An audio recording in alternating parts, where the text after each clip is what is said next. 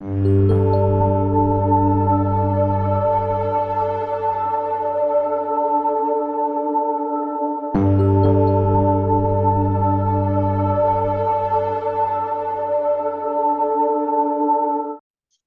welcome back to the fifth season of Inside Great Lakes Sailing. And my name is Greg Norman, your host. We have probably the most knowledgeable sailor administrator in America that I've ever listened to or talked to, and had a great opportunity the last couple of weeks to get to know Tom Ehman.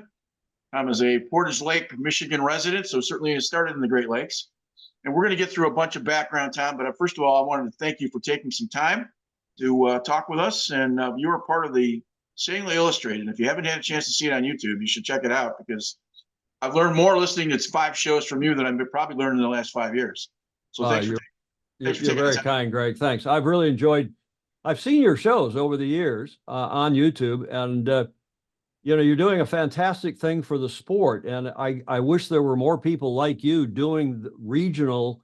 We're focused internationally on the America's Cup, and as I say, we, Sailing Illustrated, and I do the show every Tuesday and Friday, and we've done, I think tomorrow's show 681, but it's international. We're talking with an audience that stretches from Europe through North and South America, and a lot of people in Australia and New Zealand. In fact, our biggest audience is in the Antipodes, is in Australia and New Zealand. But what you're doing with your show, a regionally focused YouTube show, is fantastic. I wish more people like you were doing it in the various sailing areas of our country.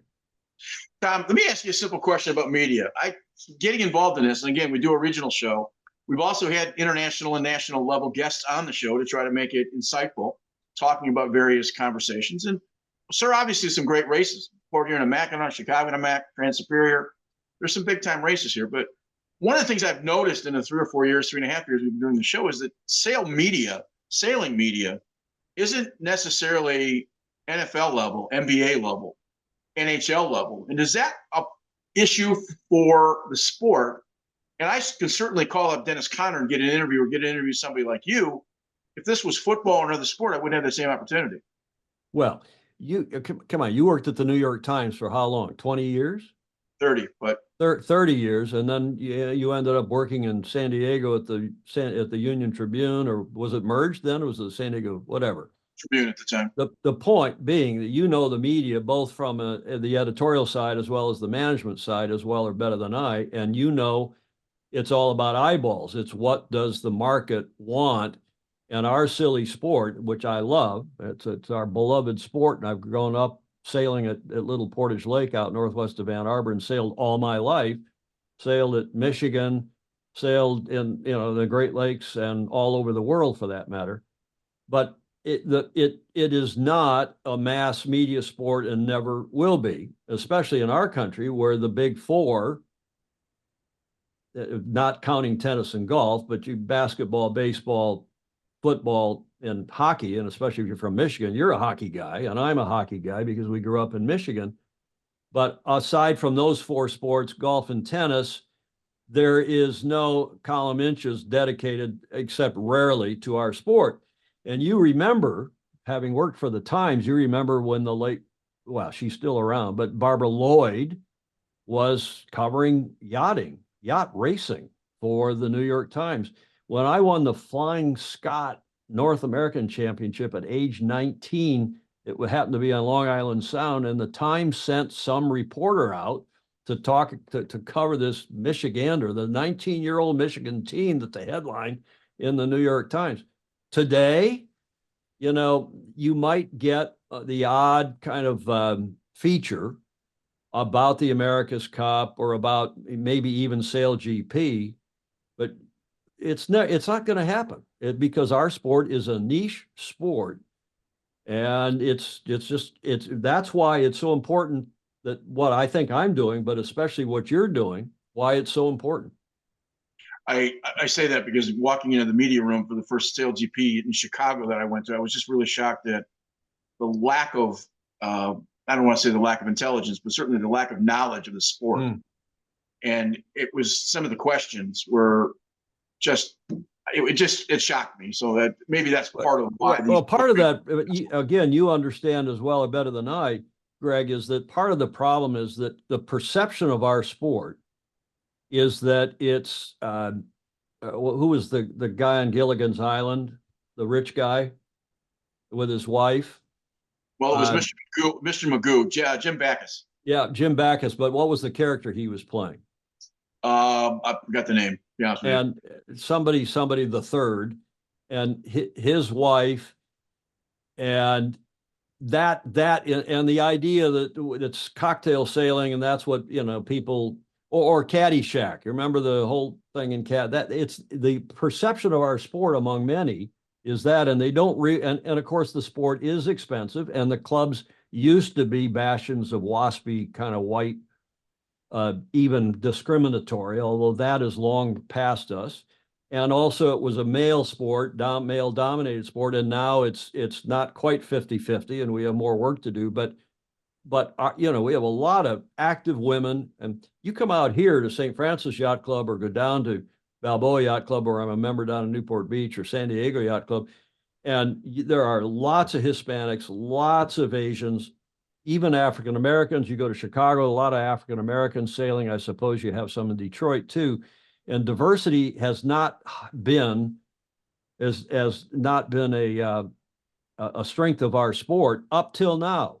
And I think we're doing a good job making the sport more diverse. We have to make people understand that it is not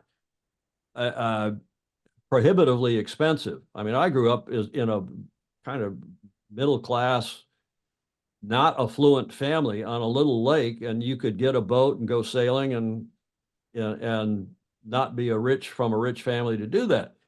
The perception in this country, however, is that it is a rich person's sport, and you got to be a member of New York Yacht Club or St. Francis Yacht Club.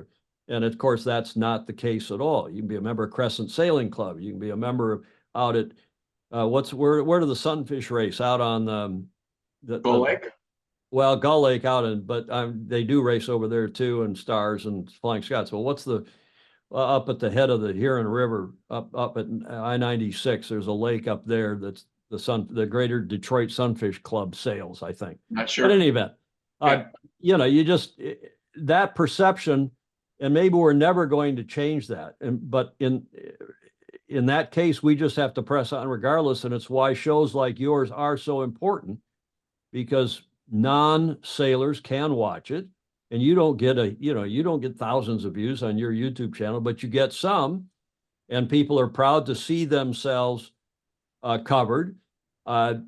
We are missing J.P. McCarthy and Frank McBride, who used to cover the sport on WJR, and of course WJR now it doesn't even really cover Detroit anymore. It's a shadow itself. Yeah, it is a shadow of its the great voice of the Great Lakes. I used to listen at 11:15 to Bob Reynolds' sports final. Never missed it when under the covers of being a 6th, 7th, and 8th grader. So I certainly understand that. Exactly. A couple of interesting points. You're just obviously a Michigan graduate. I'm a state guy, but you just won a national championship, lost your coach. Talking to you from San Francisco, so it's got to be pretty good having won. Obviously, the Lions played yesterday in Santa Clara, so you guys are headed to the Super Bowl. That's kind of a minor point, but when you have allegiances both to Michigan and San Francisco, who were you rooting for yesterday? Well, I was in a win-win situation. I had a small viewing party here at my apartment in the marina, which we call the Beach Street Yacht Club. When I moved back here from Europe, we formed a yacht club, and we got 150. We'll have to make you a member, Greg. Next time you're out here, we'll get you to join the Beach Street Yacht Club. The initiation fee is it's expensive. It's $0, but you have to bring a bottle of your choice to donate to the bar here at the Beach Street Yacht Club, and you have to sing a song of your choice. And we double the dues every year. And other than that, you have to be as my grandfather, who was a sailor and ice boater, used to say, you just have to be a lady or a gentleman. So we'll get you to join the Beach Street Yacht Club. I had a small group here watching last night, and I was torn because everybody in the country, Dallas used to be the American football team, or the national team. The Lions are now. Everybody in the country outside of the Bay Area, and including a fair few people in the Bay Area, were cheering for the Lions. And I was too. It was let's see who is the best team, and hopefully the best team wins. We don't have any officiating problems like that famous incident in the Lions game a couple 3 weeks ago when that crew screwed the pooch so badly. And I Yeah. think, as you and I said when we were talking before we went to air here, I think the better team won. You can second guess your coach, who did a fabulous job this year, bringing that team to the level that they did, and it's a young team. And you can second guess his second half calls, not kicking the field goals, but that was his raison d'etre. That was his what brought them so much success. So I'm not going to be a proverbial Monday morning quarterback and try to rethink what he did. But you got a young team, and they're going to be very good. And I'm happy the 49ers won, but I did. I went over to St. Francis Yacht Club, which is just a few blocks here from where I live in the marina, in the third quarter in fact, in the fourth quarter, I guess it was, after the 49ers were back in the game. And I went over to see what was going on because they had a big viewing party at St. Francis. And they all know I'm from Michigan, and they all know I was cheering for the Lions going into the game because I'd posted some cheeky things on Facebook about it. And they were also split. They were torn because the Lions, the young, cool team, haven't ever gotten to the Super Bowl, yada, yada. And bravo Zulu to them and to your coach and to your quarterback. And I will be cheering for them again next year for sure. But yeah, I'm happy the Niners won. And man, that Kansas City team looked in Patrick Mahomes, and they looked pretty good. Well, Tom, we're going to talk primarily as we get into this interview about the recent lawsuit between U.S. Sailing and their counterparts. But just from a background standpoint, so everybody understands just what a great background you have. You're the executive director of the United States Yachting Association in the late 70s, early 80s. You were executive director for the New York American Challenge, executive vice president, general manager for the America's Cup and the organizing committee. You were Dennis Conner's rules advisor. Well, San Francisco American One. You were Oracle's external affairs director, which is obviously a huge deal. And then obviously the founder of the San Diego Yacht Racing Challenge. And now with Sailing Illustrated. You have a communications degree from Michigan. Did you see yourself at this path? Did a 25-year-old Tom Ehman think you would be this involved in the sailing world? You got to be kidding me. Was there another path? Was there another path you might have thought about? You got to be kidding me, Greg. I mean, did you see that you would have this, second or third career doing what you're doing now? Exactly.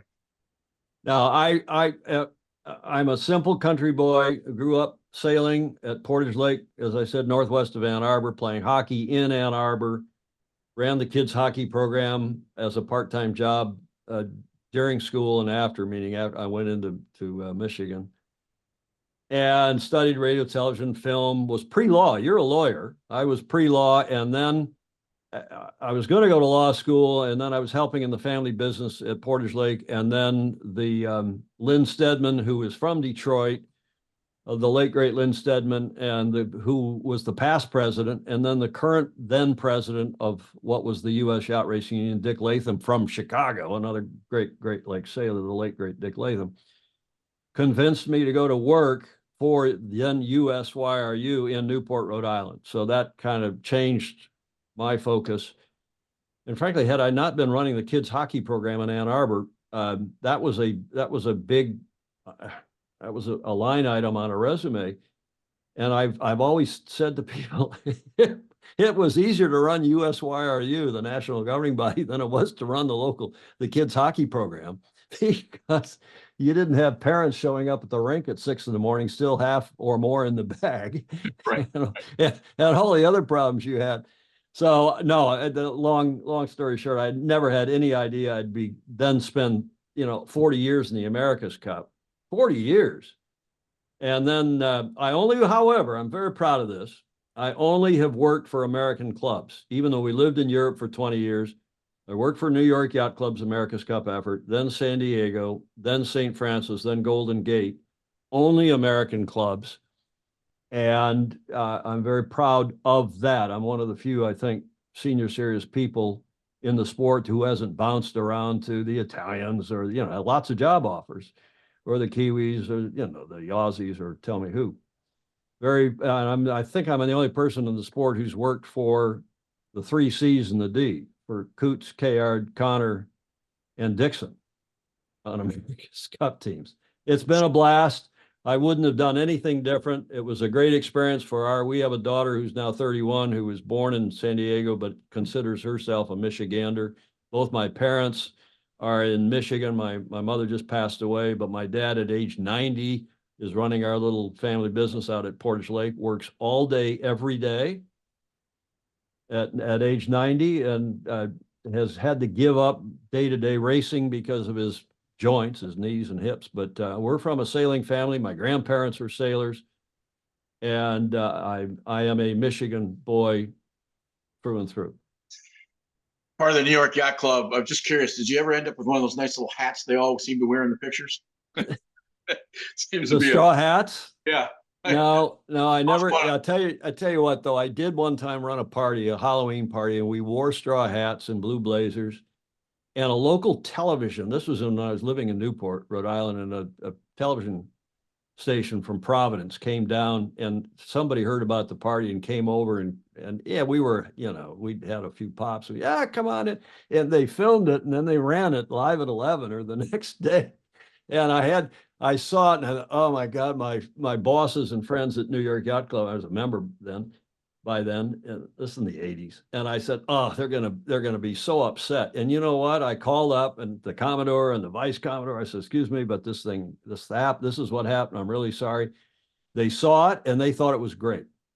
The New York Yacht Club, once they got over the 83 wing keel fandango, they learned a lot about PR. They needed somebody like you, seriously, to run their PR. I was running USYRU and fighting the Aussies myself, but and helping New York. But New York Yacht Club, again, like our sport, it has the reputation of being this austere, august body, and it's anything but. It's a family-oriented, diverse by now club, lots of women. We've got a female vice commodore coming up the pipeline, Claire Harrington, who is fabulous. And lots of people, young and old, from all walks of life, and indeed from all over the world. And that club is quite a bit. I mean, now, if you want to see the model room at 44th Street, the storied, more than 100-year-old clubhouse in Midtown Manhattan, and you're just a tourist, you can call and the quarterman make an appointment. But hey, I'm going to be in Midtown Manhattan, especially if you're a sailor. I'm a member of Crescent or Grosse Pointe or Bayview, and I'd love to see the model room. And the quartermaster will take you through and give you a tour. And this is the way our sport needs to be. This is the outreach that we need to make. This is what you're doing with this show, and I'm trying to do with Sailing Illustrated. And let's hope more people do it and more clubs do exactly that. Let me start with the easiest of questions because it was the focus of one of your recent shows. In a year when we have the Olympics, when sailing should be at the forefront of media and obviously observation, we're almost to a point where with this recent lawsuit for $5 million, it's almost like the Three Stooges are running U.S. sailing. I say that having some background with both some of the folks that are involved in the suit. But give me your context of what you think the lawsuit is gaining, and then we can kind of get into the specifics. And obviously, it's a very difficult situation. Well, you also, because of your skiing background, understand how these various NGBs have operated, national governing bodies. And U.S. Sailing is recognized by the U.S. Olympic and Paralympic Committee based in Colorado Springs, which itself is as the result of an act of Congress.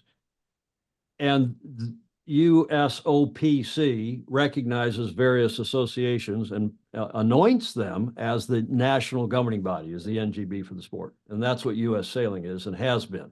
In fact, Lynn Steadman, the late great Detroiter, Lynn Steadman, when he was the first president of USYRU back in 1978, he got USYRU organized and recognized as that NGB. And we were the top ranked NGB by the Olympic Committee in Colorado Springs for all the things we were doing.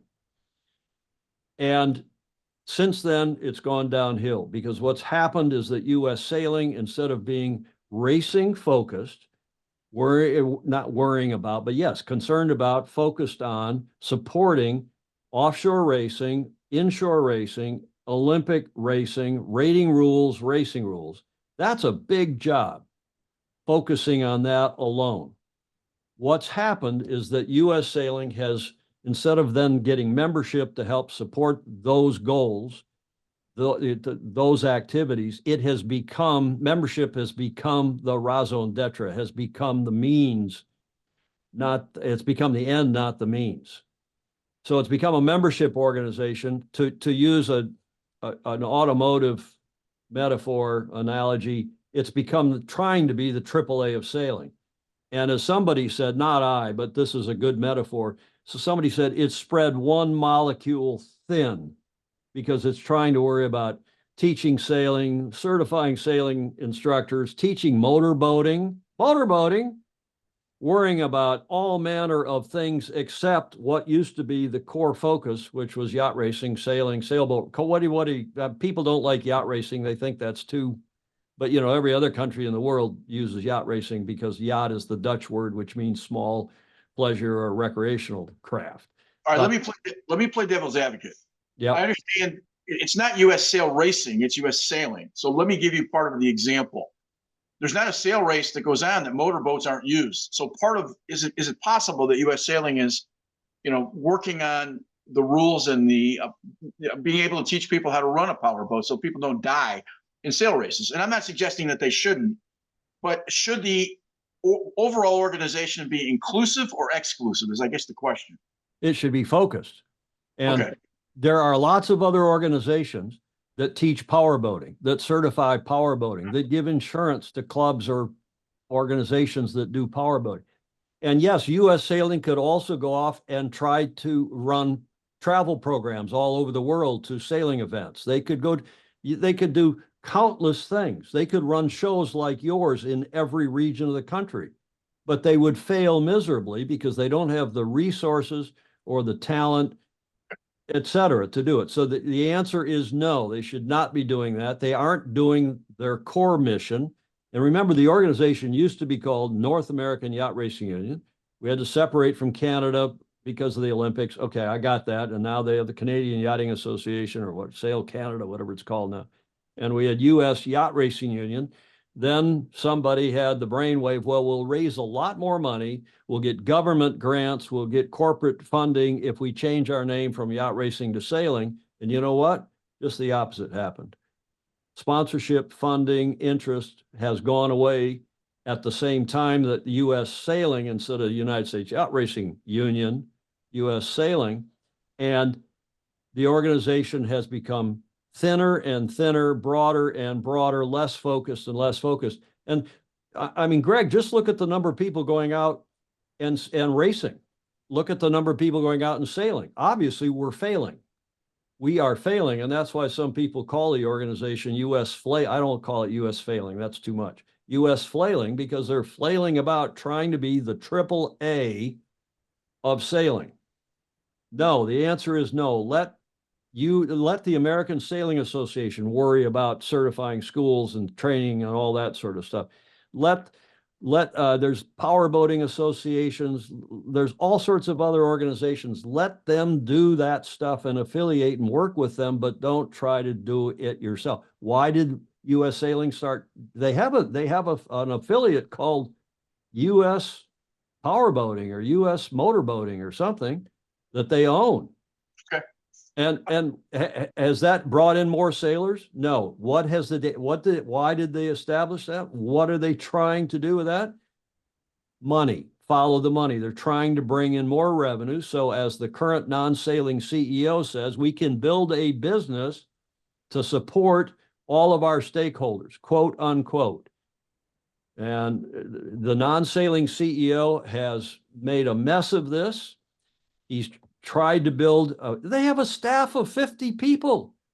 The non-sailing CEO is paid almost $400,000, maybe more. In fact, I know it's more, including benefits, for a niche sport.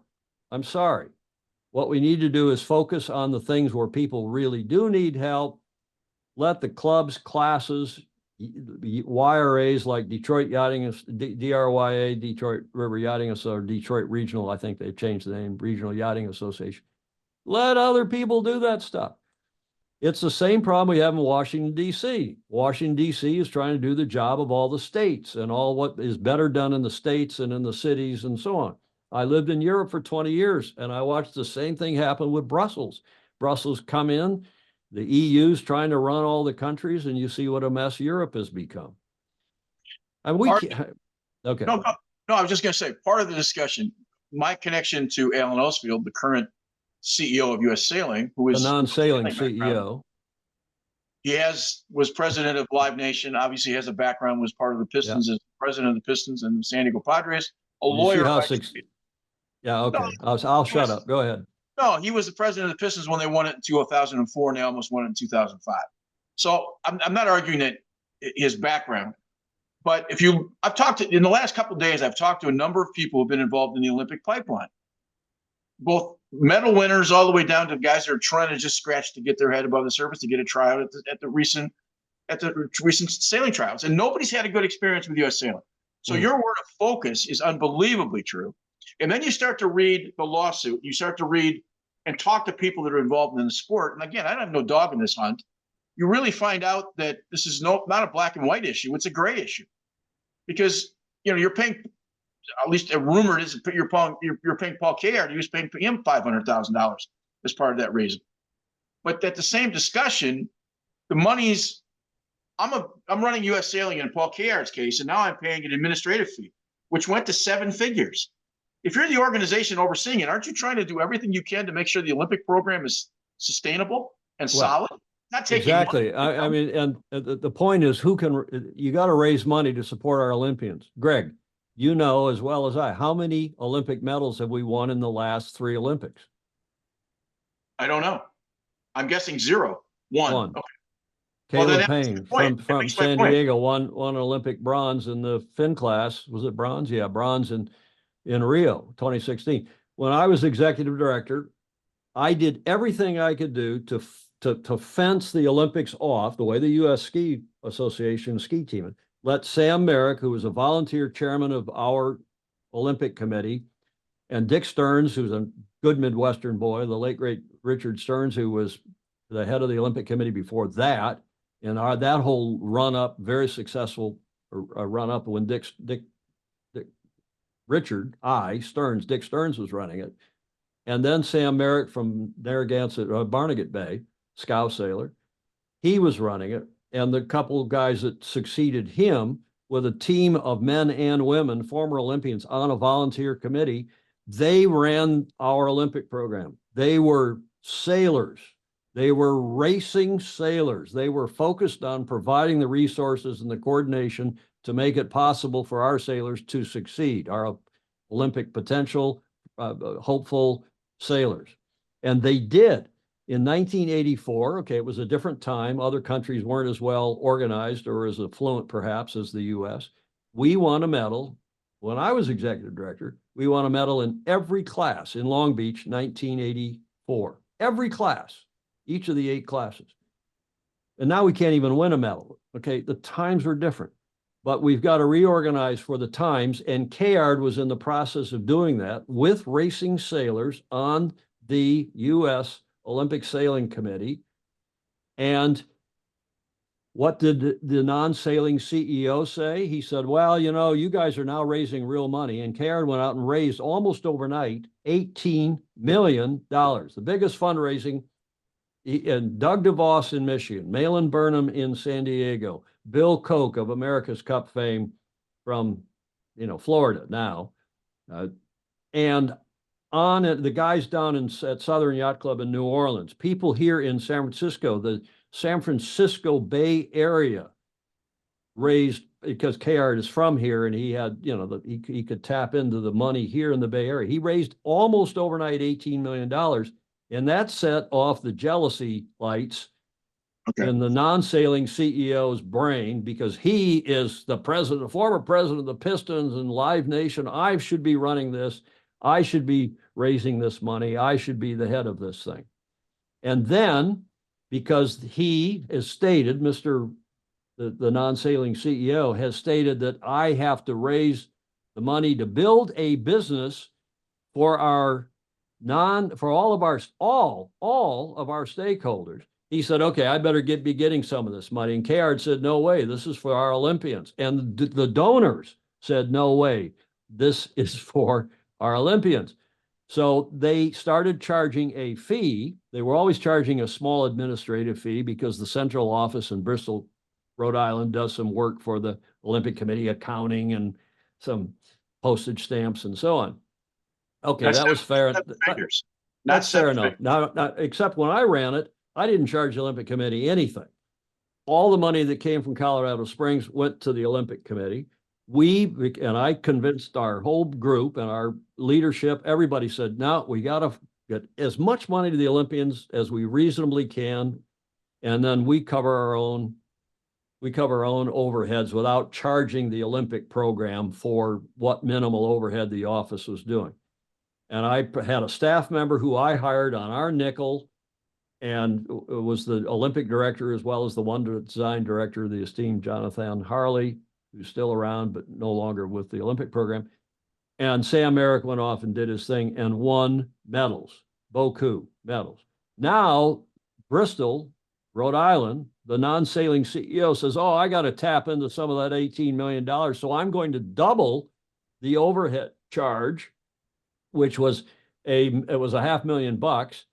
And then he said, well, sorry, it's going to now go to, it was not $1 million, but it was $950,000, $935,000. It was almost $1 million overnight. And Kayard said, excuse me, I need that money for our Olympians. My donors who've given that money gave it to me on the understanding it was going to go to our coaches and our Olympians and our trials program and sending people to Europe and yada, yada. And the non-sailing CEO said, no, I got to have that money. And therein lies the rub. And that's when Kayard sent a hard letter and the leadership said, no, you got to pay this. And Paul, in December of 22. 23. No, it was the December of 2022. You're right. Said, okay, enough's enough. And we're not going to agree this. And then they came apart in February when they could not agree because Mr. Non-sailing CEO insisted they take $1 million, nearly $1 million out of the Olympic program for their own overheads where they have a staff of when I ran the place, and we weren't trying to be all things to all people. We weren't trying to be the AAA of sailing. I had a staff of 20. I got a staff of 50 now. 50. Would America? Excuse me, Greg. One more thing. And by the way, they have no more members than we had back in the 80s when I was running the place. Well, there's 4 million sailors roughly that we talk about, and there's about 40,000 members of U.S. Sailing. Right. If you look at that against other national associations, it's about 2%. That's about the numbers that. So they're in the ballpark of people that actually belong to the associations and the sports that they participate in. Right. Surprisingly, the biggest membership organization in terms of the United States is the National Bowling Congress. There are more people belong to bowling than any other sport as members. So that's just one of those anomalies that kind of goes. I went down through the numbers, and if you look at football and basketball and lacrosse and other sports, it's somewhere between 1% and 2%. So if it's 40 for 4 million, it's 1%. Yeah, so, and how's sailing since U.S. Sailing became U.S. Sailing instead of when they transitioned from U.S. Yacht Racing Union to U.S. Sailing? How has the sport grown or declined? It hasn't, and I think the interesting part of the discussion is if I'm declined seriously. Of course, but if I'm the CEO of an organization like U.S. Sailing, I know that my pinnacle every 4 years is the Olympics. Certainly, America's Cup is part of that discussion. But why would I get in the way of something that's at least progressing? So my question to you is, was America One on the right track? And if you had U.S. Sailing not being the AAA of the sport and focused on it, listen, we have lost our way. But as I'm reading through this, I keep looking at some rational idea that there's something I don't know. And it turns out there's nothing I don't know. This is ego. And that's the dumbest thing you could ever have, because who gets hurt? If the athletes get hurt. At the end of the day, the athletes get screwed. And that's the bottom line. And if you don't have good athletes and you don't have numbers, but I'm going to tell you something, Tom, and I believe this to be true. This is also true all the way down to local junior sailing groups. We did it this way in 1961. We're still doing it the same way. And at some point, I'm not the smartest guy in the world, but this is it's crazy. Do you see an end then to U.S. sailing at the moment, or does somebody else come over and take over the Olympic racing end of the process? What do you think happens? I'll tell you what I think is going to happen, and I have a pretty good window into that, pretty good pipeline into and actually it's good news. I think there's some very good news coming. First of all, I don't think it's so okay. As Dennis, it is ego, but as Dennis Conner said, you can always bet on self-interest. You had Dennis on your show. You can always bet on self-interest because that horse is always running. Right. And maybe not at the Northville Downs, or maybe not out here at some, but that horse in every organization, whether it's the Ann Arbor Amateur Hockey Association or the youth sailing program at Grosse Pointe Yacht Club, there's always ego and there's always self-interest. These people at U.S. Sailing, the leadership, including, I'm sure, the non-sailing CEO, have hearts of gold. Most of these people are putting a lot of time and effort, and I am not going to impugn them for being egomaniacal, although there are some who are, and they're self-interest. That's fair. The problem is money. You can follow the money. And this goes back not to the current president, Rich Jepson, who's from the Bay Area. I know him. He's a nice guy. He's got a heart of gold. Or the other people on that board, Stan Honey, and there's lots of smart, cool people. But you can go back through the last 7 or 8 or 9 presidents and see the organization change from being a service organization for sailors, particularly racing sailors, and clubs and classes. Because remember, the heart and soul of our sport is what? Sailing. No. It's volunteers. It's the clubs. Yeah. Yes. Okay. Fair enough. Volunteers at clubs. The heart and soul, and it doesn't have to be New York or Bayview or Grosse Pointe or St. Francis. I'm not talking about the big fancy clubs. It's the little clubs like my club out at Portage Lake, Portage Yacht Club, which is basically a paper organization that exists at a marina and clubhouse that's privately owned. The heart and soul of our sport are the clubs.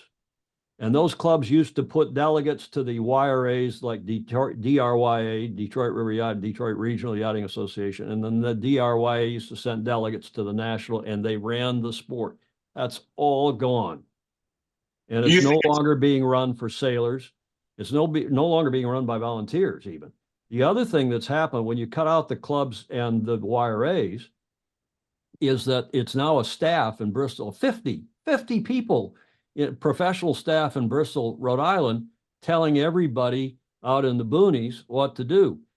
The way U.S. sailing used to work, you had 2 meetings a year. We had a big meeting in Chicago or Dallas, middle of the country in the spring. You'd get together, kind of lay out the season, and you'd show up, and people from racing sailors showed up, not coaches and sailing instructors, and racing sailors showed up. And they debated the policy. And if you went into a committee meeting, put your hand up, you could talk. And if you said something smart, you had to be careful because you end up on you'd end up on the committee and have to do some work. And it was fantastic. You go to the bar after the meeting, and there's Buddy Melgus. And you belly up to the bar. Hi, Buddy. I'm a simple country boy from Ann Arbor. My name's Tom. Oh, yeah, I heard about you. You made sense today talking at that committee around the board. And it could be Ted Turner, or it could be Dennis Conner, or it could be tell me who. And Jan O'Malley, famous Olympian, and on and on and on and on. The late Helen Ingerson from Rochester. And you got ideas. And then you'd sit in these meetings, and they'd say, well, it wasn't Bristol, Connecticut, or Rhode Island. Bristol, Rhode Island. Wasn't the staff telling people what to do from their ivory tower in Rhode Island. It was, well, this is how we do it on Lake St. Clair. Well, yeah, Lake St. Clair, it's pretty light and it's flat water. That's fine for Lake St. Clair. That will not work in San Francisco Bay, where it blows dogs off chains and we have the tide that's going out against the wind half the time and it's rough as hell. But there's a couple things you're doing there at the little club or at Crescent, that makes a lot of sense. And we got Larry Klein here, who's sailing in the Bay Area, and we heard from him about what's going. And there was this constant exchange of information. So we'd go back and they try it out here. People on Lake St. Clair might hear something about how they did it in the Gulf at the Gulf Yachting Association, Southern Yacht Club, and Pensacola, and Bay St. Louis, and they tried up at Lake St. Clair. Then in October, everybody gets back together again. There's a exchange of information. And, oh, that worked for us. That didn't work, but we tried this. Have you tried that? Fantastic way to run a national organization. And volunteers then ran virtually everything. They staffed the committees that ran the offshore rules. They staffed the committees that ran the racing rules. They staffed the committees that ran the various national championships like the Sears Cup and the Mallory Cup and the whatever's championship of champions. Not a professional staff in their ivory tower in Bristol Connect. Same thing with the Olympic program.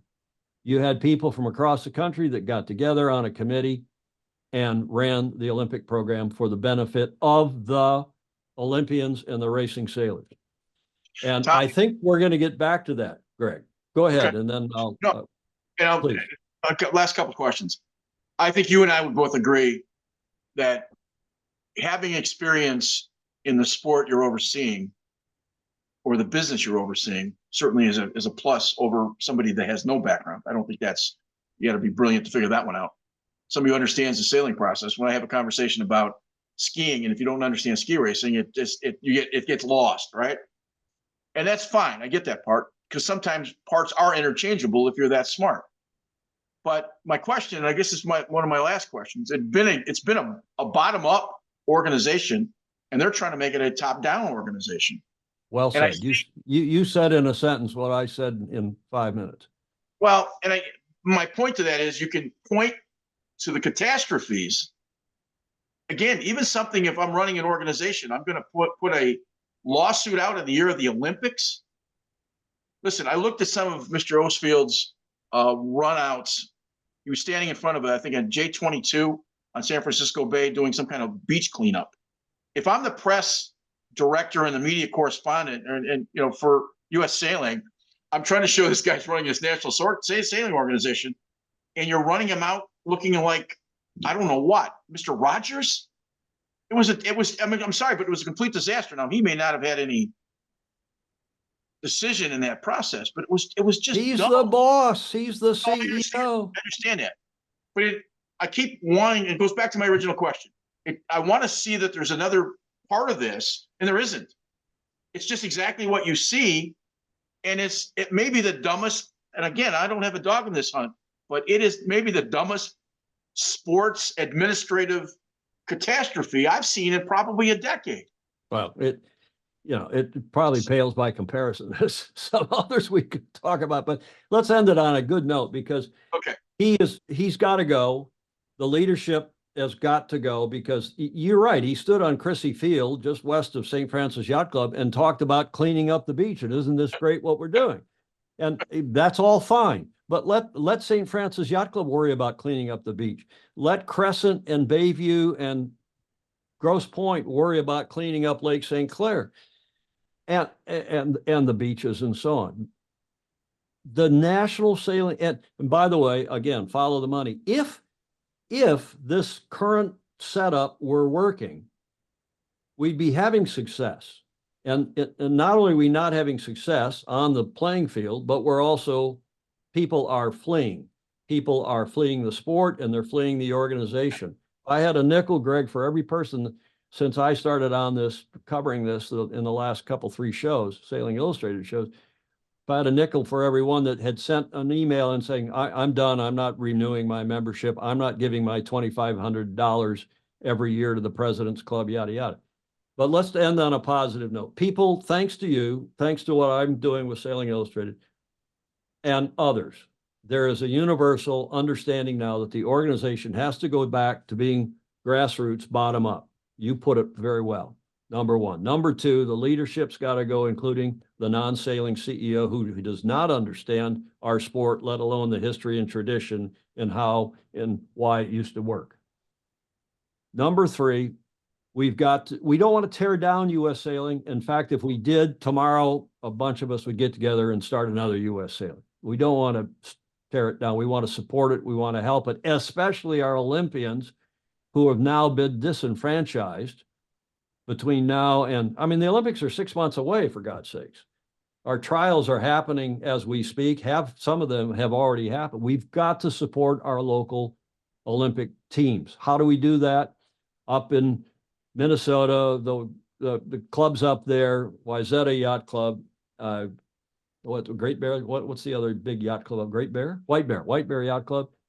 They're supporting their Olympians. The Detroiters have got to support any team they've got a connection to. Out here in the Bay Area, same thing. We can't rely on U.S. sailing at this point because they're going to be tied up in this lawsuit for at least a couple more weeks. And then my prediction is U.S. sailing will withdraw the lawsuit because they have realized, you talk about the gang, Greg, that can't shoot straight. You talk about a PR disaster, as you said. They shot themselves not only in the foot, but the Spanish word cojones. They've just shot themselves big time, and they're not going to raise any money. No one's going to give U.S. sailing any money. So the lawsuit's going to go away. They've realized that they really is FUBAR. This is a fuster cluck, to use one of my favorite expressions. And what's going to happen is there's going to be some new leadership coming into that board. Sailing leadership. They're going to get a new CEO. Excuse me. They're going to refocus the attention of the organization, as you said, from bottom up, and on yacht racing, on, tell me what, racing sailors. People don't like the word yacht, fine, on racing sailors. We're going to form an organization, just an affinity group of racing sailors. The Racing Sailors of America or something, and it's not going to cost anything, and it's an email list, and it's a Zoom call for all the racing sailors can get together and talk about our beloved sport and what racing means and how we can support our Olympians, how we can support the New York Yacht Club's America's Cup Challenge, which we can do, by the way, how we can support racing in our local areas, racing sailors. And there's a lot we can do, and exchange information and so on and so forth, and how we can refocus U.S. sailing onto what should be their core mission, which is racing sailing, sail racing, as some of the Europeans call it. And that's happening, by the way, and it's going to happen pretty quickly. Good. And those donors who have the $18 million that Kayard and Bill Rue and the others raised, that money will come back, most of it, not all of it. Some people are just fed up, but they'll end up raising some more money. And I think America One will have a big part of the ongoing Olympic program. Remember how America One, what it is. When we had the St. Francis America's Cup team in 2000, long story short, that was Paul Kayard's team. A bunch of St. Francis and other people got together as the syndicates, as the word, syndicate. The money's given, they buy the assets. At the end of the campaign, the nonprofit 501c3 or 4 has a corpus, has assets. And then they either use those assets, sell those assets, lease those assets, and make money for the foundation. That's a charitable purpose. And that's what America One did. It was the America One Foundation. They changed their name to America One Racing, which is a great name.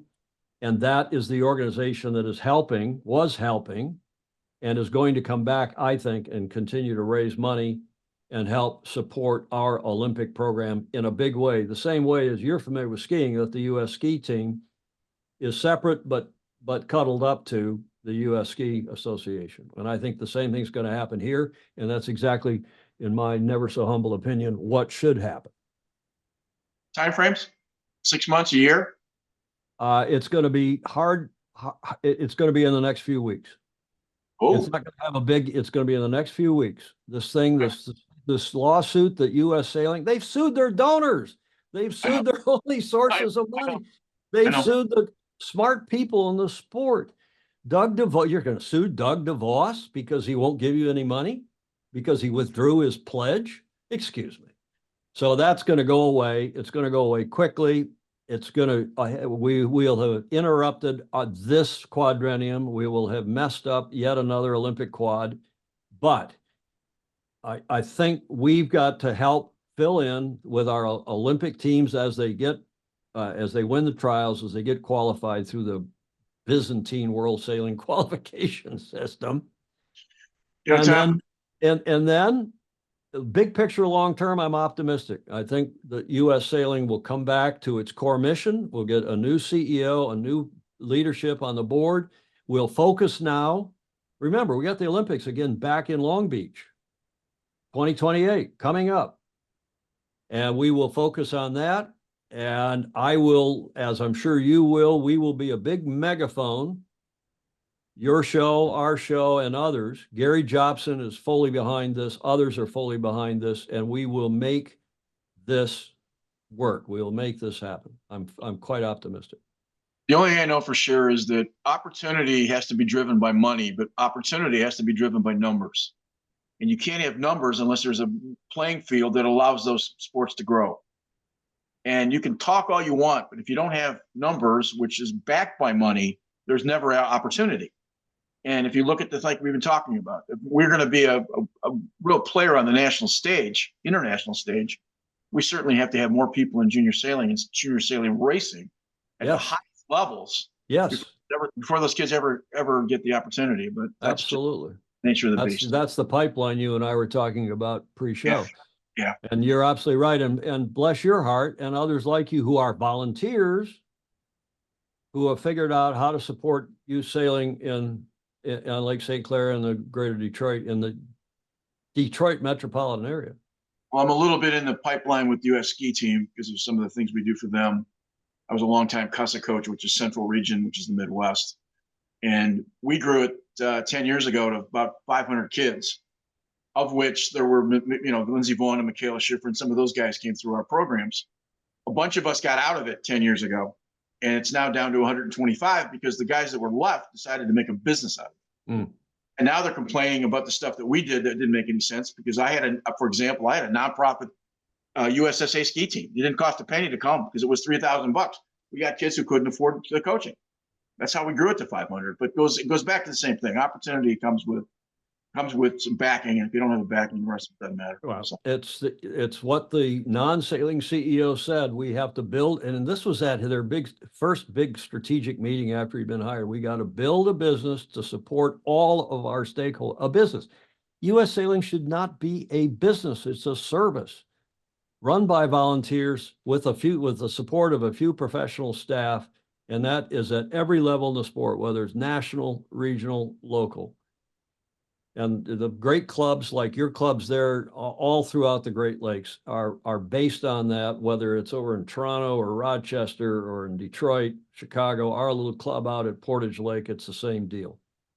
Volunteers are at the heart and soul of our sport, and the clubs are at the heart and soul of our beloved sport. I'm very proud to belong to Crescent, where we have guys like, you've interviewed Ron Sherry, a number of other folks, unbelievable guys that are. You think you can sail a little bit, then you join Crescent, and you realize you're pretty average. But let me just end this by saying thank you so much. This has been about the most fun conversation I've had in probably the last 50 shows.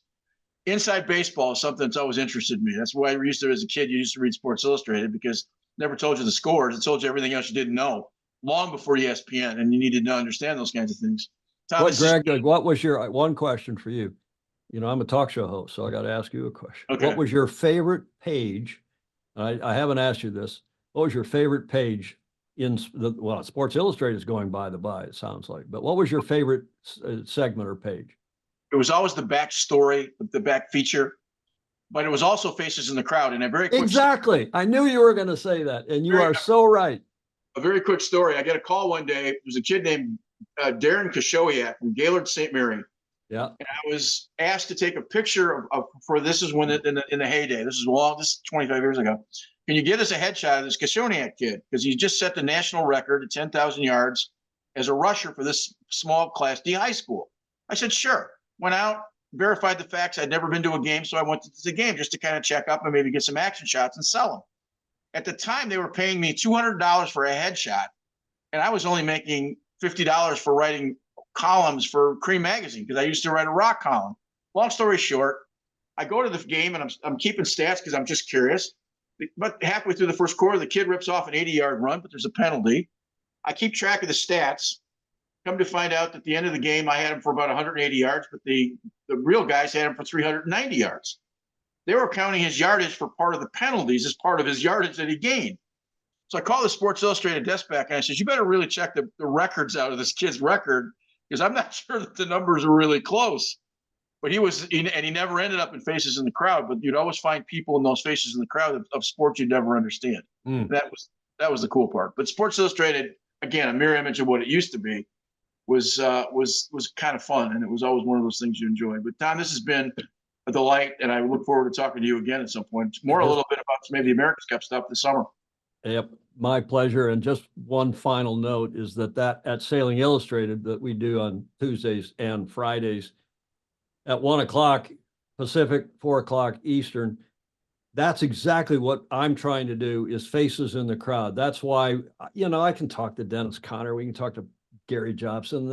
I haven't had Dennis on the show. I've had Gary any number of times and other famously good and cool sailors. But what we're really trying to do, Greg, is Faces in the Crowd.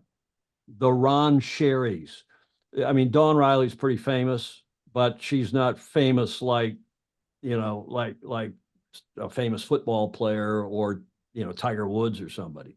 Right. Faces in the crowd. And that's what our sport is and has our beloved sport is and has always been about. And we need to return to that. Absolutely.